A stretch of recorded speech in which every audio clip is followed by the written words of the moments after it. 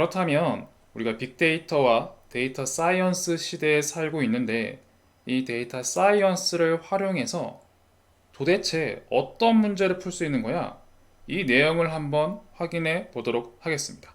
그리고 마지막으로 도대체 데이터 사이언스를 알아야 하는 이유가 무엇일지 좀 현실적인 관점에서 한 세 가지 정도로서 요약을 해드리면서 Financial Engineering 데이터 사이언스인 렉처 1-1 파트를 정리할까 합니다. 첫 번째, 데이터 사이언스 활용 사례라고 출발을 하고 있습니다. 일단 우리 빅데이터를 사용해서 그 재료를 사용해서 인공지능이라는 레시피를 통과시켜서 문제를 해결하는 데이터 사이언스는 현재로서는 오늘날 가장 인기 있는 분야인 건 너무나 자명합니다.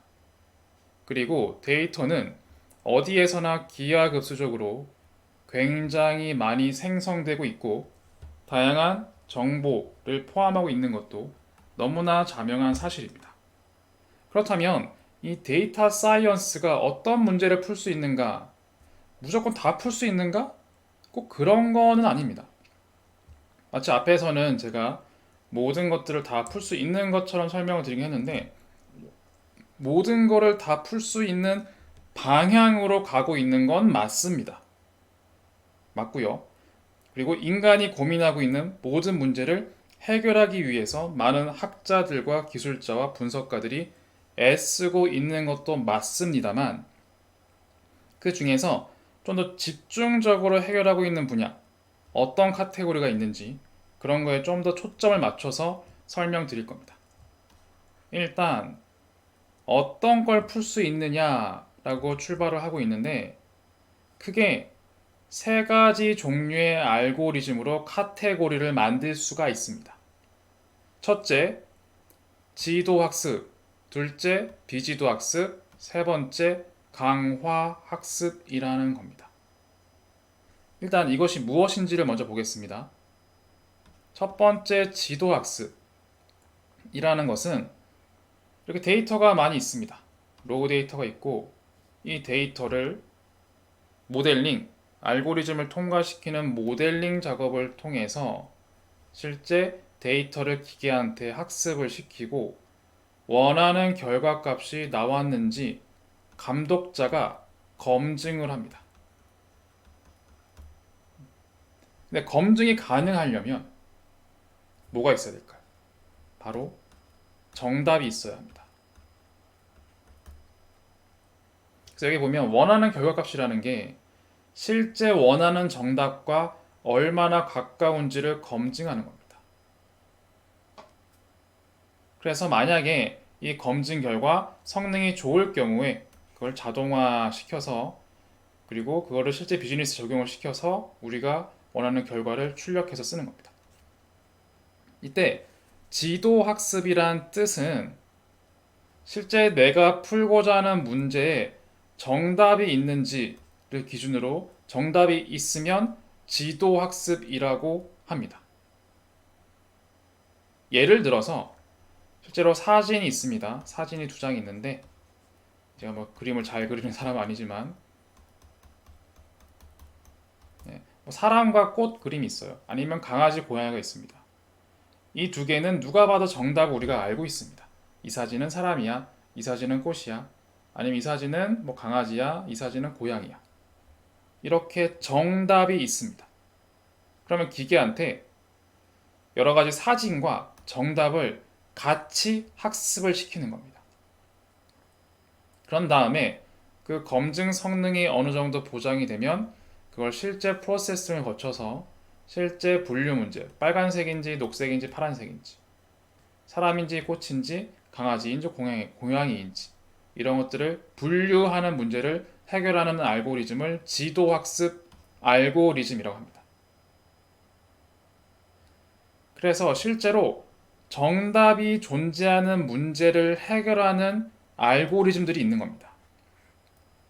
사실 이거는 어떤 문제를 풀 수 있을까라고 제가 출발하긴 했지만 사실은 이거는 흔히 알고리즘의 종류입니다.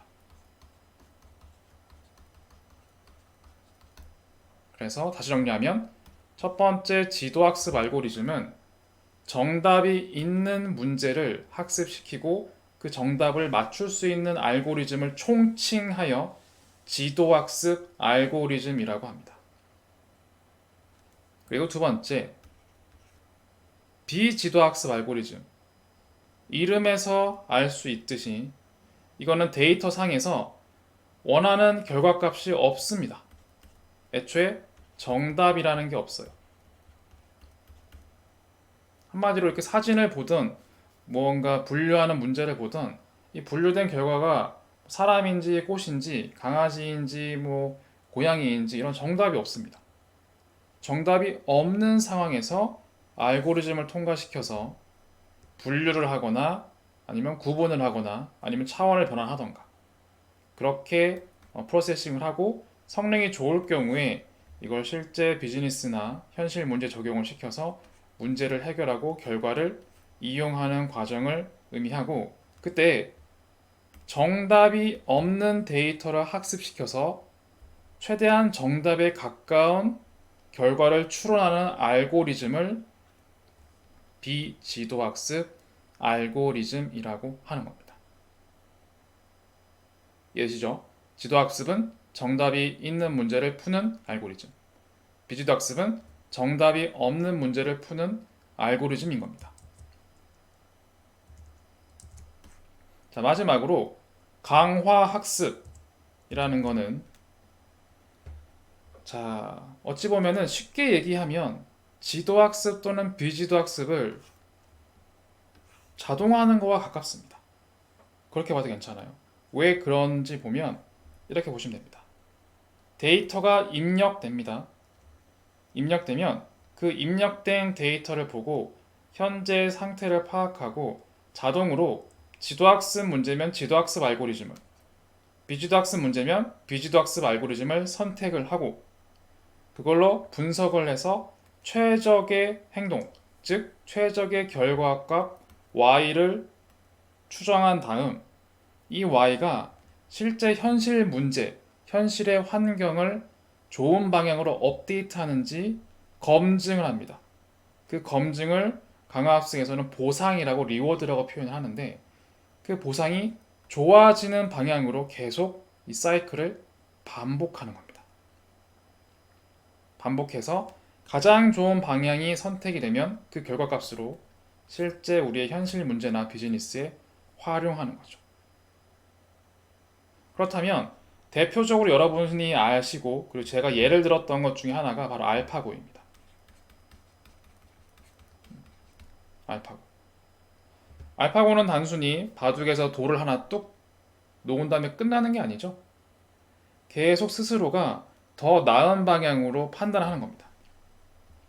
현재 상태에는 내가 이기고 있는지 지고 있는지 파악을 하고 그런 다음에 어디에 바둑돌을 두어야 내가 승리라는 보상에 좀 더 가까워지는지 계속 판단을 하고 업데이트를 하는 겁니다.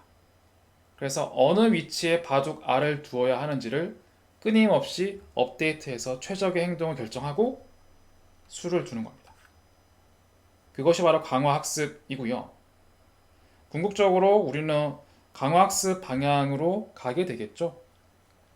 흔히 뭐 로봇이나 자동화된 시스템, 플랫폼이라고 부르는 것은 통상 강화학습 방향을 의미하긴 합니다. 계속 스스로 반복을 하니까.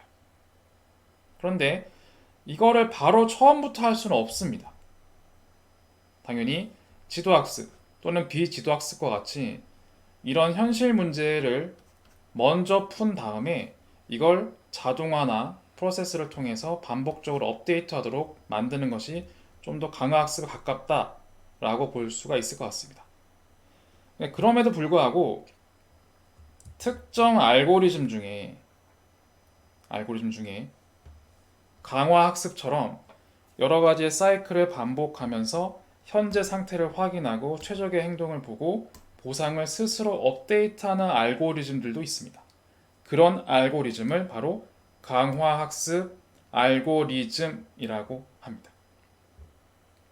그래서 다시 정리하면 데이터 사이언스가 현재로서는 어떤 문제를 풀 수 있습니까? 라고 하면 이렇게 얘기합니다.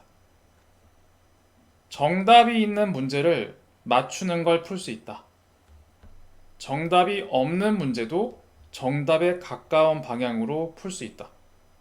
그리고 정답이 있든 정답이 없고 보기만 있던 어떤 방향이든 이거를 자동화하고 스스로 업데이트해서 진화할 수 있는 방향으로 해결하는 문제를 풀 수가 있다는 겁니다. 이렇게 정리해 드리겠습니다. 그래서 어떤 문제를 풀 수 있는가를 제가 지도학습, 비주도학습, 강화학습이라는 세 가지 종류의 알고리즘이 있다라고 했지만 결국 이 세 가지라는 거는 우리의 문제와 같아요. 우리의 문제. 우리도 이런 지도학습, 비지도학습, 강화학습과 같은 삶을 살고 있습니다. 한번 볼까요? 네. 이런 알고리즘이 사실 뭐 갑자기 하늘에서 뚝 떨어진 게 아니에요. 제가 앞에서 머신러닝, 기계학습, 딥러닝 얘기할 때 이들의 개발 방향이 뭐였다고 했죠? 인간의 학습 방식을 모방한다고 했습니다. 그래서 이 지도학습, 비지도학습, 강화학습도 인간의 학습하는 모습을 본따 만든 겁니다. 한번 볼까요? 네, 이렇게 보겠습니다. 자, 첫 번째 지도학습 문제가 무엇이 있는지 봤더니 크게 예측 문제와 분류 문제로 구분됩니다. 가장 심플하게는 주관식 문제의 숫자 형태의 정답을 해결하는 게 예측 문제입니다. 꼭 주관식일 필요는 없고 객관식일 수도 있지만 가장 심플하게 보면 그렇습니다. 주관식 문제가 있고요. 주관식의 앤서를 쳐야 돼요. 이게 0인지, 1인지, 2인지, 100인지, 그렇죠? 여러 가지가 가능하죠. 이런 여러 가지 케이스 중에 어떤 게 정답인지 그 숫자 형태의 정답을 해결하는 걸 예측 문제라고 합니다. 그리고 분류 문제는 보기가 있습니다. 보기가 있고 이 보기들 중에 어떤 것이 정답에 가까울지 그것을 해결하는 걸 분류 문제라고 합니다. 실제로 이 두 가지 케이스는 실제 정답이 있는 주관식에서는 어떤 게 정답인지 보기 중에서는 어떤 게 정답인지 정답을 알고 있는 가정하에 예측 문제, 분류 문제를 해결하는 알고리즘을 지도학습 알고리즘이라고 하는 겁니다. 그렇죠? 우리 이런 문제 정말 많이 풀며 살았죠. 예. 우리가 이렇게 살고 있는 걸 그대로 학습 방식을 본따서 그 방향으로 개발하고 발전시키고 업데이트하고 있는 게 바로 지도학습 알고리즘인 겁니다. 두 번째, 비지도학습 알고리즘은 군집 문제와 차원 변환 문제 두 가지가 있습니다. 일단 군집 문제는 시험 문제를 푸는데 정답을 찾는 관점이 아니에요. 도대체 시험 문제에 어떤 유형들이 있는지를 먼저 보는 겁니다. 실제 정답이 없기 때문에 일단 전체 문제 중에서 어떤 유형이 있는지, 뭐 수학 문제가 있는지, 국어 문제가 있는지, 사회 문제가 있는지, 아니면 이거는 뭐 인공지능 문제인지, 아니면 뭐 통계 문제인지, 이런 것들의 유형을 스스로 나눠주는 것을 군집 문제라고 합니다. 차원 변환 문제는 문제 유형보다는 풀이법 관점으로도 설명할 수 있을 것 같습니다. 실제로 시험 문제의 풀이법이 정말 다양할 겁니다. 그쵸? 풀이법은 다양할 건데 그 다양한 풀이법들을 너무 많으니까 그거를 차원을 좀 줄이면 간단하게 만들었을 때 크게 봤을 때 이게 통계적으로 해라는 건지 확률적으로 해라는 건지 뭐 이런 관점으로 변환시키는 거를 차원 변환 문제라고 합니다. 그래서 군집 문제와 차원 변환 문제는 실제로 정답이 딱 정해져 있지는 않습니다. 정해져 있지 않으나 서로 어떤 군집이 있는지 군집을 나누던가 아니면 너무 고차원에 있는 상황들을 저차원으로 바꿔서 좀 더 사람이 인지할 수 있는 방향으로 바꾸어주는 것이고요. 그래서 이게 도대체 맞는지 아니는지 정답은 알 수가 없습니다. 그럼에도 불구하고 좀 더 사람이 인지하기에는 효과적인 방식으로 군집을 구분하거나 차원을 변환하는 겁니다. 이런 문제를 해결하는 알고리즘을 비지도학습 알고리즘이라고 하는 겁니다. 이거만 봐서는 충분히 우리가 이 세상에 살고 있다는 걸 느낄 수 있죠. 예. 우리 주관식 문제 풀거나 객관식 문제 풀거나, 그렇죠? 아니 시험 문제가 도대체 뭐가 나왔지? 기출 문제 봤더니 어떤 유형들이 있지? 고민하죠. 도대체 이런 문제를 많이 나왔네. 그리고 풀이법 뭐 이렇게 푸는 것도 있고 저렇게 푸는 것도 있네. 너무 많네. 이 중에 최선은 뭐지? 가장 좋은 건 뭐지? 심플한 건 뭐지? 그렇죠? 그 예시를 그대로 담고 있습니다. 그것을 바로 지도학습과 비지도학습 알고리즘으로 개발시키고 발전시켜서 인간의 학습하고 생각하는 방식을 모방시켜서 인간을 대체하여 이 문제를 해결할 수 있도록 만드는 겁니다. 약간 무섭기도 하죠. 예. 저는 처음 이걸 배웠을 때 약간 그랬습니다. 약간 좀 섬뜩하게 됐습니다. 예. 그리고 마지막으로 강화학습 문제라는 건 제가 위에서 기계학습 설명을 할 때 이렇게 선생님이 교탁에 있고요. 학생들이 이렇게 있었어요. 예, 이런 모습을 하나 그린 적이 있었는데요. 사진이 있습니다. 강화학습 바로 이겁니다. 특정한 공교육, 사교육이 없어요. 스스로 지도학습 또는 비지도학습 문제를 해결합니다. 그런 다음 오답 노트도 만들어요. 오답이 있네. 오답을 더 줄여야지. 그 줄이는 방향으로 스스로 계속 학습합니다. 그래서 성적을 스스로 끌어올립니다. 마치 학생 수준에서 교사 수준으로, 교사 수준에서 사회적으로 리더 수준으로 이렇게 스스로 업데이트가 되는 게 강화 학습 알고리즘인 거예요. 어찌 보면은 이 수업을 듣고 계시는 학생들 입장에서는 워너비일 수도 있죠. 저게 진짜 가능해? 저런 사람들을 본 적은 있을 거예요. 예, 본 적은 있죠. 그리고 또 학부모가 계시다면 그럴 수도 있죠. 내 아이는 저랬으면 너무 좋겠네. 그렇죠? 교육비도 안 들어가고 스스로 문제를 해결하고 뭐가 잘못인지 확인한 다음에 짜증도 안 부리고 실패하지도 않고 그냥 포기하지도 않고 스스로 다시 한 번에 계속 학습을 해서 성적을 스스로 올린대요. 이보다 더 완벽할 게 어디 있을까요? 그렇죠? 마찬가지입니다. 기업 입장에서도 마찬가지죠. 회사에는 계속 문제가 있습니다. 근데 문제를 해결하는 방법도 너무 많고 그걸 해결하기 위해서 직원들을 트레이닝도 시켜야 돼요. 너무 돈이 많이 들고 시간도 많이 들죠. 그런데 괜찮은 직원이라고 할까요? 훌륭한 직원은 이런 직원도 있을 겁니다. 특별히 트레이닝 안 시켰는데 전공도 이런 문제를 푸는 거와 상관이 없는데 우리 회사의 문제를 해결하네?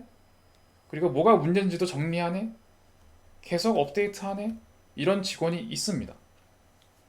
이런 직원 한두 명 때문에 나머지가 고통받는 거죠, 사실은. 고통받는 겁니다. 그러다 보니까 궁극적으로 강화학습 알고리즘이란 결국 이렇게 여러 가지 문제를 스스로 해결하고 계속 끊임없이 업데이트하고 자기 개발을 하는 그런 사람을 일컫는다 보시면 됩니다. 그래서 그런 사람들을 만들기 위한 방향으로 세 번째 강화학습 알고리즘이 있는 겁니다. 이렇게 보니까 이제는 좀 와닿으실 거예요. 결국 인간의 모든 문제 해결 방식을 알고리즘으로 해결하고 있는 겁니다. 그게 정확한 표현이 더 맞는 것 같아요. 제가 정말 심플한 교육적인 측면, 시험 문제를 해결했지만 이런 관점이 반영되는 모든 비즈니스 문제, 우리 삶의 문제, 경제 문제, 금융 문제, 그 모든 것에 다 적용될 수가 있어요.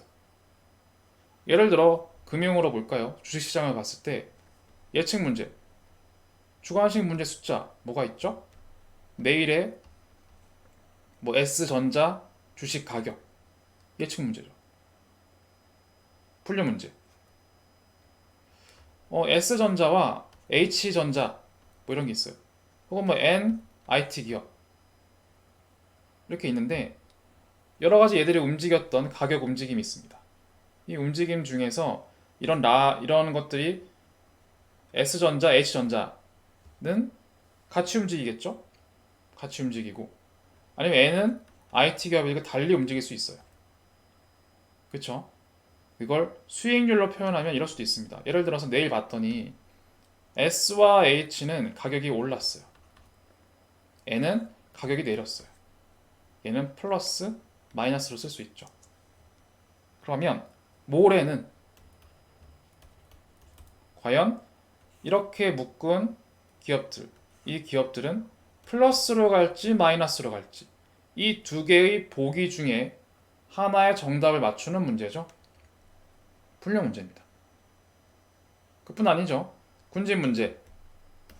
제가 뭐 S전자, H전자, NIT라고 했지만 실제로는 기업의 종류가 굉장히 많습니다.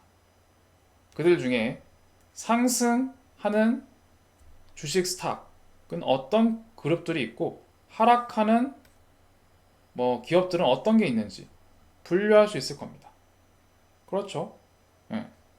그리고 더더욱이 데이터가 더 많아지면 한국 시장, 미국 시장 굉장히 많을 거예요.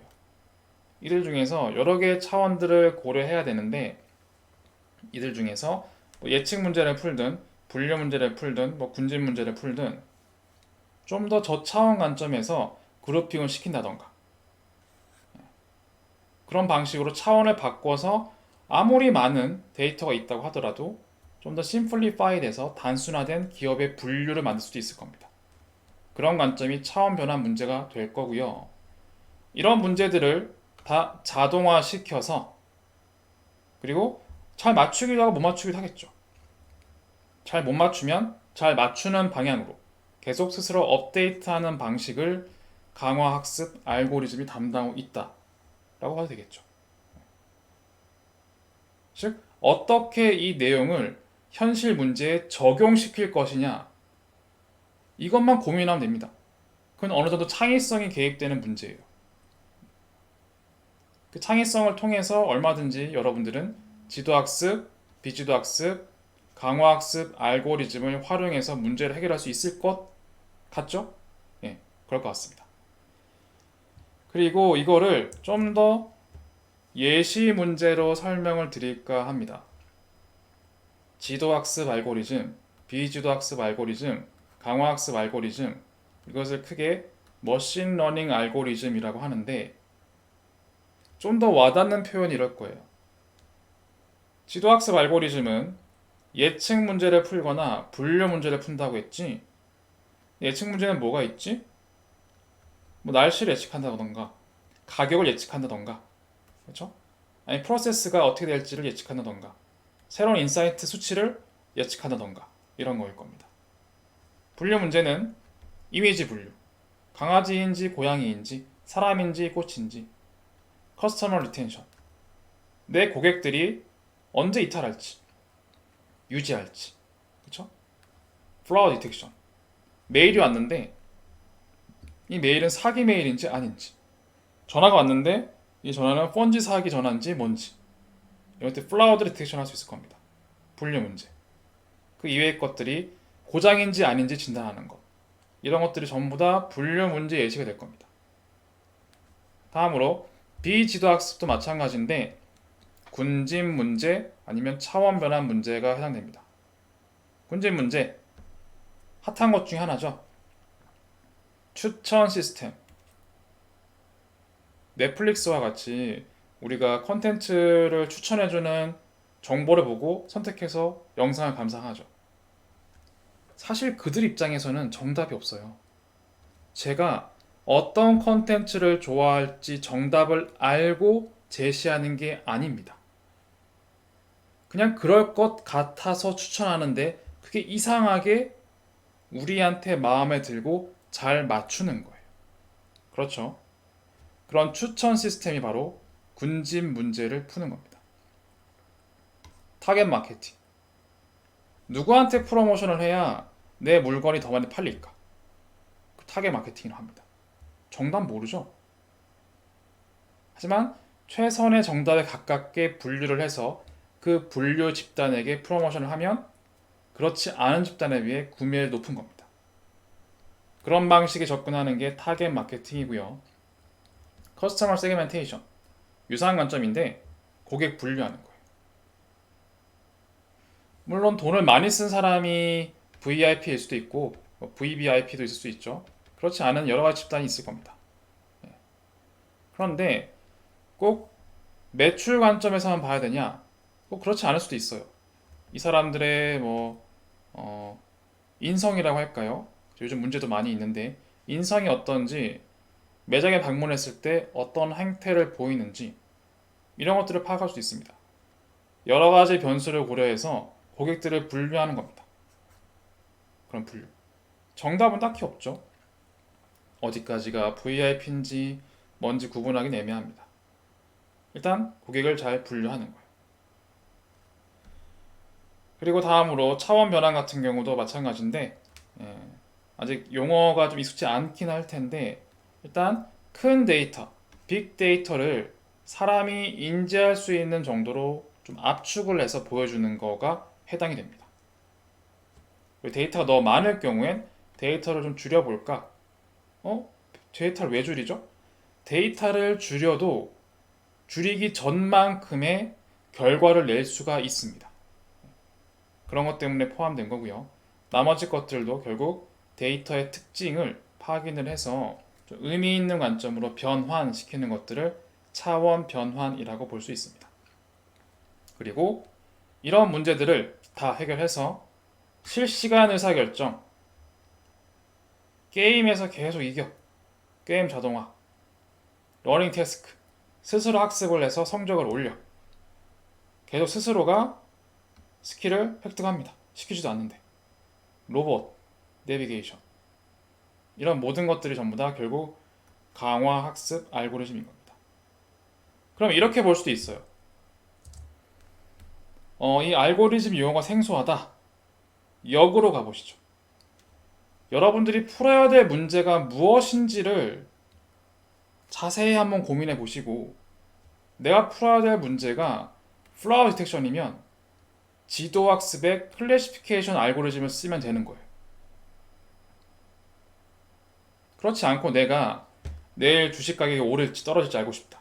그럼 지도학습의 예측 문제를 해결하는 알고리즘을 쓰면 되는 겁니다. 반면 아까 봤듯이 나도 마찬가지 프로모션 할 게 좀 있어요. 추천할 게 있어요. 그럼 클러스터링 알고리즘을 쓰면 되는 거예요.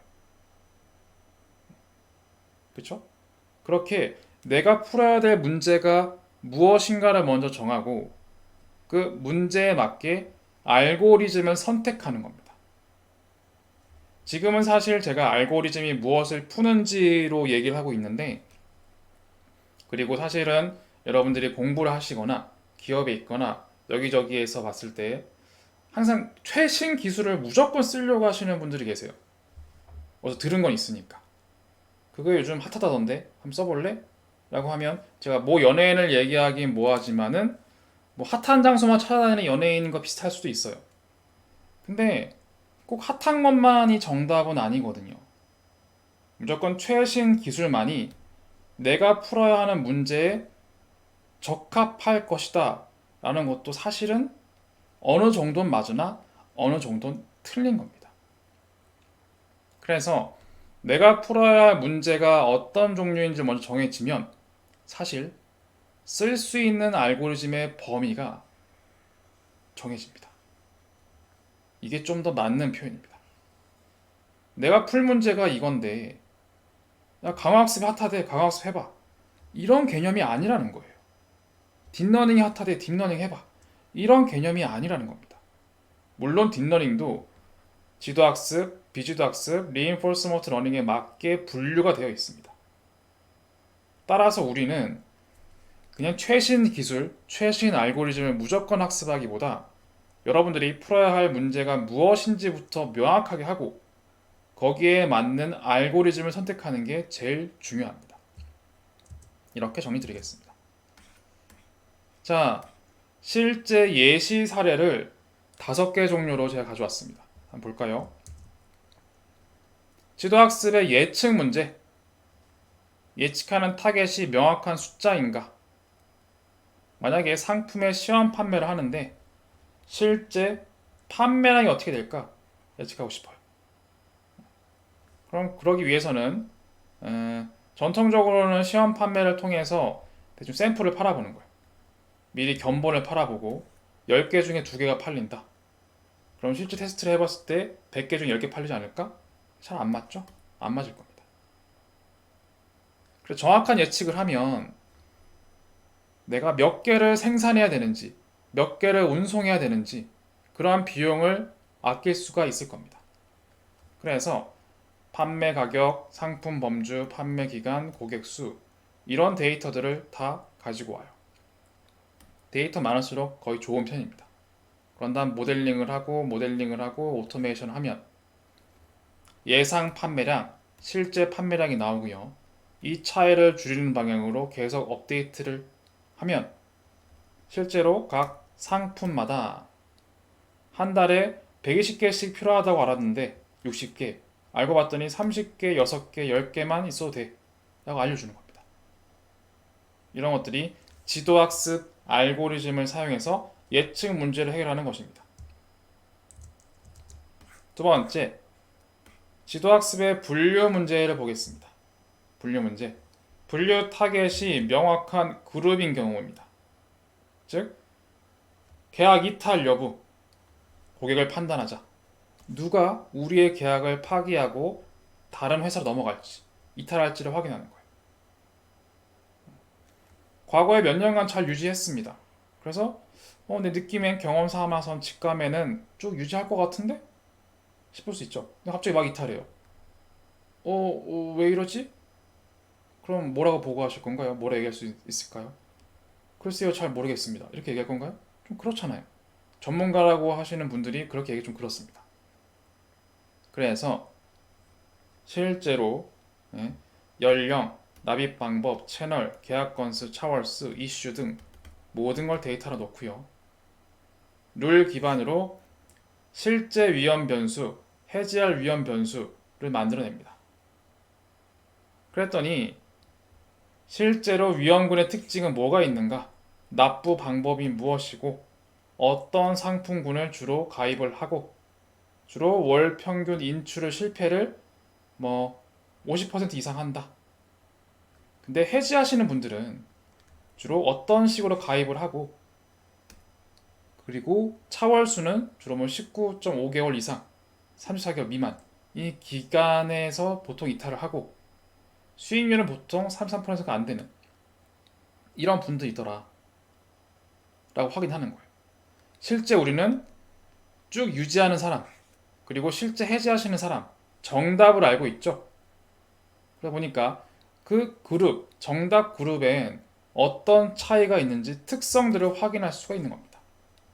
이런 식의 인사이트를 확인하는 것도 결국 지도학습 알고리즘을 사용해서 분류 문제를 해결하는 방식입니다. 다음 비지도학습 문제 볼까요? 비지도학습은 정답이 없기 때문에 규명하기 힘들다고 되어 있죠. 규명하기 힘든 특정 이상 행위, 이상 패턴을 추정하는 겁니다. 그래서 거래 내역을 봐서 부정 사기 행위가 있는지 아닌지를 탐지해야 돼요. 그런데 부정 사기인지 정답은 없습니다. 정답은 없고 그리고 사실 현실에서는 정답이 없는 비지도 학습 케이스가 항상 그렇습니다. 거의 그렇습니다. 대부분. 왜냐하면 지나간 과거 데이터는 사기 행위였는지 여부인지를 알 수 있어요. 하지만 항상 신종 사기가 생기죠. 그걸 알 수는 없어요, 사실은. 그렇죠? 그럼에도 불구하고 실시간으로 빠르게 자동화를 해두면 실시간 거래 행위를 보고 기존과 다르게 신종 사기인지는 모르겠지만 좀 새로운 이상한 움직임들이 포착되는 겁니다. 그러한 위험 가능성을 점수로 산출해서 사고가 되지 않을까라고 알람을 할 수가 있어요. 워닝을 줄 수 있죠. 그렇죠? 경고를 줄 수 있을 겁니다. 그렇게 정답이 없음에도 우리가 좀 더 리스크에 처할 수 있는 이런 상황들을 해결하는 게 군진 문제입니다. 그래서 소득, 신용정보, 거래 정보, 환율, 그 이외의 것들을 다 트래킹한 후 클러스터링을 반복해서 기존 사기 행위인지 아니면 신종 사기인지 이상한 값은 없는지 다 자동화시켜서 기존 패턴 대비 새로운 무언가 패턴이 보이는 것 같다. 이걸 그냥 가만히 있는 것보단 일단 기존 방식과 비교해서 조금 새로운 거다. 물론 이 새로운 게 무조건 안 좋지는 않을 거예요. 좋을 수도 있어요. 정답이 없기 때문에 그렇습니다. 그럼에도 가만히 있지 말고 일단 경보는 보내보자. 인진할 수 있게. 그랬더니 피해액이 40% 절감되는 겁니다. 이런 것들이 비지도 학습 알고리즘을 사용해서 군집을 만들고 오토메이션을 통해서 실제 문제를 해결하는 방식이 될 겁니다. 다음, 실제 비즈니스에 활용하는 내용이 두 가지가 있는데, 자, 실제 비즈니스 다음과 같습니다. 우리 현실에서는 아직은 멀티버스나 닥터 스트레인지가 없어요. 그렇죠? 없습니다. 그런데 우리 현실엔 이 얘기를 왜 했냐면 시간을 역행할 수 있는 수단은 없어요. 하지만 시간 흐름을 반영할 수밖에 없습니다. 이걸 흔히 시계열 분석이라고 하는데요. 예를 들어서 유통기업의 향후 10일 동안 일자별 출하량 예측이라고 되어 있습니다.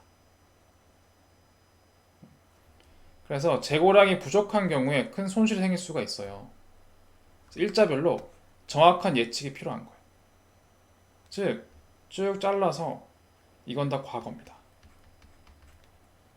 근데 미래에 어떻게 재고량이 필요할지를 알고 싶은 거예요. 앞이랑 비슷하지 않나요? 비슷한 거 많습니다. 지도학습, 예측 문제라고 볼 수도 있겠죠. 그런데 하나 포인트 하는 건 앞에서 제가 시간 얘기를 한 적이 없습니다. 시간 얘기. 통상 중요한 건 우리가 분석하는 건 주로 과거 데이터인데 실제 진짜 리얼 비즈니스, 리얼 삶에서 중요한 건 미래입니다. 미래. 그래서 시간 텀을 넣어서 시간 관점을 추가해서 실제 과거 대비 미래를 잘 예측하는 게 제일 중요합니다. 그런 관점을 분석하는 걸 시계열 분석이라고 하고요. 이거는 조금 알고리즘 차원보단 좀 더 높은 차원의 비즈니스 방향입니다. 일별 출하량, 요일 정보, 계절 정보, 장소 이런 것도 트래킹해서 지도학습, 비주도학습 이런 알고리즘을 써서 나는 과거가 아닌 미래 시점의 문제를 해결하겠다. 그걸 타임 시리즈 분석이라고 합니다. 그래서 실제 출하량 그리고 일별 출하량 비교해서 업데이트를 계속 함으로써 문제를 해결하는 것입니다. 또한 실제 비즈니스 적용에는 위에 했던 내용들을 사실은 유기적으로 반복하는 겁니다. 이 모든 알고리즘, 무엇을 쓰던 모든 업무 프로세스 내에서 유기적으로 교류해서 반복하여 효율화, 고도화를 달성하는 겁니다. 볼까요? 일단 내가 가진 데이터, 아니면 여러분들의 기업이 가진 데이터, 성별, 나이, 가족, 연봉 이런 것들이 있네. 이걸로 예측할 수 있죠? 지도학습 알고리즘으로. 그렇죠? 그래서 회귀 문제, 분류 문제, 예측 문제, 분류 문제를 풉니다. 분류할 수 있겠죠? 예. 그래서 이러한 특징 가진 고객은 대출 상환을 잘 할 수 있을까? 이게 궁금한 거예요. 분류를 해서 봤더니 어떤 집단은 대출 상환을 잘 하는데 그렇지 않은 집단도 있더라. 그거를 클러스터링, 비주도학습인데 비주도학습의 분류 문제, 군집 문제입니다. 군집 문제를 통해서 대출 상환율이 높은 고객들이 있고 그렇지 않은 그룹이 있다고 했죠. 두 개의 그룹엔 어떤 차이가 있을까? 그런 것들을 확인해 볼 수 있을 겁니다.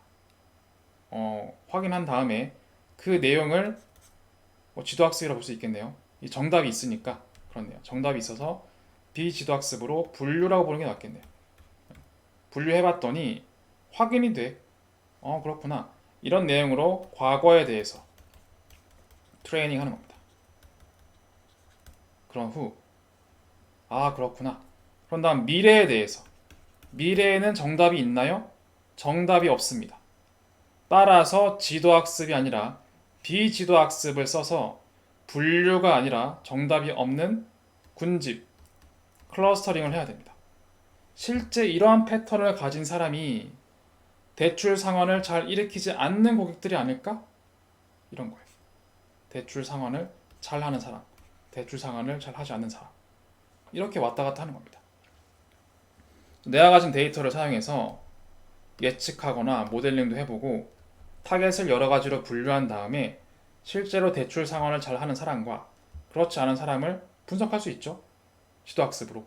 그런 다음에 실제 미래를 테스팅하고 비지도학습을 쓰기 위해선 정답이 없기 때문에 비지도학습 알고리즘을 사용해서 실제 예측을 해보는 겁니다. 그래서 대출 상환을 잘 일으키는 사람은 가입률을 높이고 보험료를 싸게 하고, 그렇지 않은 경우에는 가입률을 낮추고 보험료를 높게 해야겠죠. 이런 방식의 의사결정을 하는 겁니다.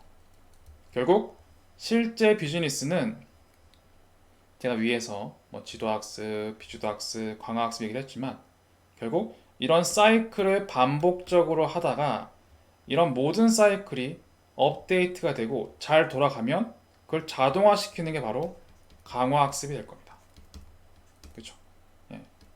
이렇게 실제 비즈니스에는 이렇게 알고리즘이 다양하게 상황에 맞게 여러분들이 쉽게 선택해서 쓸 수 있어야 됩니다. 이런 것들이 좀 더 데이터 사이언스를 활용하는 실제 비즈니스의 모습이라고 볼 수 있지 않을까 싶습니다. 자, 만약에 이런 것들을 자동화한다면 그런 것들을 시스템화시키고 플랫폼화시키고 그리고 UI를 붙여서 만드는 것들을 바로 다음과 같이 보는 플랫폼이라고 불리는 것들입니다. 플랫폼.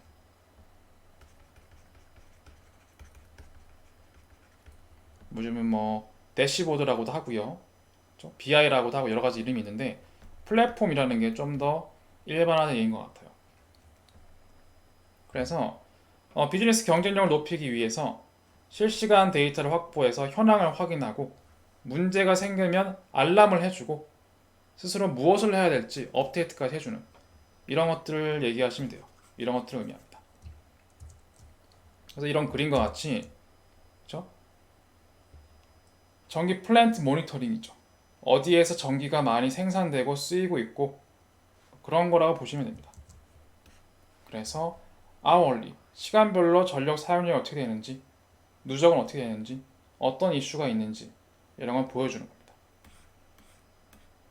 그 이외에 여러 가지 있죠. 세일즈 판매량, 토탈 세일즈가 얼마인데 커스터머는 얼마나 신규 유입이 됐는지, 토탈 세일즈는 어떤 비율인지, 세일이 절감한 건 얼마가 되는지, 그렇죠? 성장은 어떻게 되는지 이런 것들을 한눈에 보여주는 것들을 이 뒤에는 물론 파이썬을 사용해서 이렇게 코드들이 많이 있겠죠. 그걸 다 그 코드 위에 껍데기를 씌운 거예요. 그리고 보여줄 만한 것들을 UI로 이쁘게 꾸민 게 이런 플랫폼이라고 볼 수 있습니다. 여러분들이 쓰는 핸드폰 앱 이런 거랑 비슷한 거죠. 네. 그래서 이렇게 실시간 분석이 가능하고요. 두 번째로 소비자 분석도 가능합니다. 점점 우리의 비즈니스는 생산자 중심에서 소비자 중심으로 많이 바뀌고 있습니다. 그리고 거시적인 시장 전체의 뷰가 아니라 소비자, 개인화, 타겟 마케팅과 같이 개인적으로 어떻게 타겟을 해서 분석을 하여 비즈니스를 할지 이렇게 다양한 비즈니스 영역에서 활용되기 위해서 애쓰고 있죠.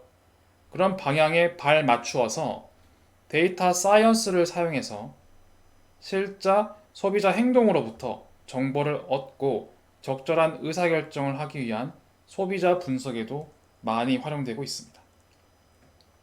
전체 이탈 얼마고 그 비율이 얼마고 먼슬리 레비ュ는 얼마인지 채널에 따라서 이탈 방향 채널에 따른 이탈률 그런 겁니다.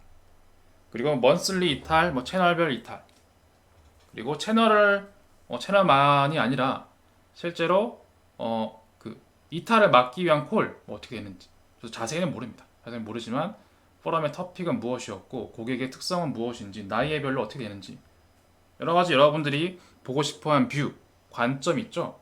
그런 것들을 소비자 분석 관점에서 필요한 걸 뿌려줄 수가 있습니다. 자, 그리고 비즈니스 운영 효율화. 결국 비즈니스 운영 효율화는 사실 이 사회 전체의 이슈인 겁니다. 사실 어떤 분야, 어떤 기업만 해당되는 게 아니라 전부 다예요. 기업들만 되는 게 아니고요. 금융, 유통, 물류, 제조, 생산 모든 기업에 다 쓸 수 있습니다. 운영을 효율화하는 거예요. 심지어 채용도 마찬가지입니다. 저 현업에 있을 때도 아니 인사팀 저는 인사팀 갈 건데 데이터 분석이 필요한가요? 필요합니다. 인사팀도 이제는 채용을 할 때 데이터 분석을 해서 이 사람의 충성도를 예측하기도 하고요. 아니면 채용된 이후에도 이 사람이 혹시 이탈하지 않을지, 이슈를 만들지 않을지 그런 걸 다 데이터 분석으로 확인합니다. 결국 특정한 분야에 한정된 게 아니고 모든 기업들은 디지털 전환을 통해서 운영 방식을 다 바꾸고 있습니다. 그래서 말 또는 의지, 신뢰를 통한 업무 방식이 아닌 겁니다. 정량화된 수치를 제시해서 그걸 받아들이게 하기 위해 애쓰는 거예요. 이젠 이 정량화된 수치가 없는 의견은 현업에서 받아들이기 어렵습니다. 예전과 달라요. 제가 앞에서 뭐 금융적인 얘기를 할 때 옛날에는 월스트리트에서 금융시장에 문과 출신이 많았지만 요즘은 그렇지가 않다라고 한 이유가 좀 이런 거예요. 옛날에는 그냥 말을 좀 믿었고 사람을 믿었고 이런 방식이었다면 이젠 근거입니다. 기승전 근거. 이 근거는 종류가 굉장히 많죠. 그 중에서 뭐 데이터 집계도 있고 통계 추론도 있고 기계학습, 머신러닝, 딥러닝도 있고 여러 가지 모델들도 있죠. 무엇가 됐던 이런 근거를 제시하지 못하는 의견은 받아들여지지 않기 때문에 월스트리트뿐만 아니라 모든 비즈니스 분야에서 정량적 근거를 제시하지 못하는 채용은 잘 일어나지 않고 줄어들고 있습니다. 그런 뜻이라고 보는 게 좀 더 맞는 것 같습니다. 또한 단순히 내 고객은 내가 관리할게. 내가 영업력이 좋거든. 내가 말하면 다 살 거야. 그런 걸 믿지 않아요, 요즘은. 그렇죠? 그리고 고객은 변합니다. 그대로 있지가 않아요. 옛날에는 고객의 변화가 빠르지 않았습니다. 그래서 그게 어느 정도 먹혔는데 이젠 고객들이 실시간으로 빠르게 변합니다. 그래서 그들에 맞춰서 차별화된 서비스를 제공하기 위해서 비즈니스의 방향, 업무 방식, 모든 것들을 바꾸고 있습니다. 그리고 그런 과거의 분석뿐만 아니라 미래의 위험 관리를 통해서 전략적으로 의사결정하고 결국 기업의 신뢰성, 보안, 전략 이 모든 것들을 바꾸는 것이 데이터 사이언스를 활용해서 비즈니스의 운영을 전반적으로 모두 효율화시키는 것을 의미합니다.